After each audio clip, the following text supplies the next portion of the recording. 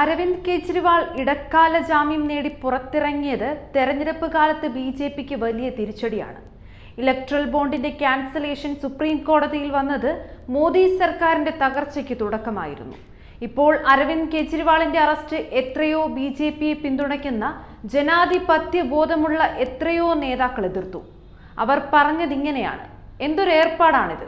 തെരഞ്ഞെടുപ്പ് പ്രഖ്യാപിച്ച് അതിനുള്ള തയ്യാറെടുപ്പുകൾ നടത്തിക്കൊണ്ടിരിക്കെ പ്രതിപക്ഷത്തെ വളരെ പ്രധാനപ്പെട്ട ഒരു മുഖ്യമന്ത്രിയെ എൻഫോഴ്സ്മെന്റ് ഡയറക്ടറേറ്റിനെ ഉപയോഗിച്ചുകൊണ്ട് നയപരമായ തീരുമാനം ഒരു മുഖ്യമന്ത്രി എടുത്തു എന്നതിന്റെ പേരിൽ അദ്ദേഹത്തെ ജയിലിൽ അടയ്ക്കുക എന്ന് പറഞ്ഞാൽ ഒരു സർക്കാരിന് ചെയ്യാൻ കൊള്ളുന്നതാണോ?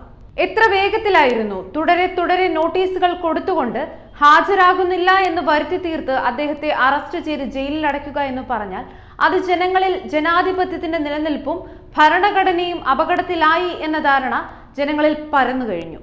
51 ദിവസത്തെ ജയിൽവാസത്തിന് ശേഷം വൈകിട്ട് 6:45 അരവിന്ദ് കെജ്രിവാൾ തീഹാർ ജയിലിൽ നിന്നും പുറത്തിറങ്ങിയത്. നൂറുകണക്കിന് ആം ആദ്മി പ്രവർത്തകരുടെ ആരവകൾക്കിടയിലൂടെ സ്വവസതിയിലേക്ക് പോയി. പോരാട്ടം തുടരുമെന്നാണ് കെജ്രിവാൾ പ്രഖ്യാപിച്ചത്.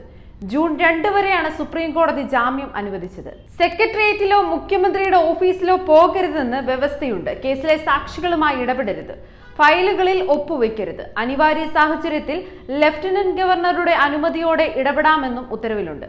തങ്ങളുടെ മുഖ്യ പ്രചാരകൻ പുറത്തിറങ്ങിയതിന്റെ ആഹ്ലാദത്തിലാണ് പ്രവർത്തകർ. ഡൽഹി, ഹരിയാന, പഞ്ചാബ് സംസ്ഥാനങ്ങളിൽ കെജ്രിവാളിന്റെ സാന്നിധ്യം ബിജെപിക്ക് തിരിച്ചടിയാകുമെന്ന് ആം ആദ്മി പാർട്ടി, ഇന്ത്യ മുന്നണിയും കരുതുന്നു. അകത്തുകിടക്കുന്ന കെജ്രിവാളാണോ പുറത്തിറങ്ങിയ കെജ്രിവാളാണോ ശക്തനെന്ന് കണ്ടറിയാം. കൂടുതൽ വാർത്തകൾ അറിയുവാനായി ഈ ചാനൽ സബ്സ്ക്രൈബ് ചെയ്ത് ഫോളോ ചെയ്യുക.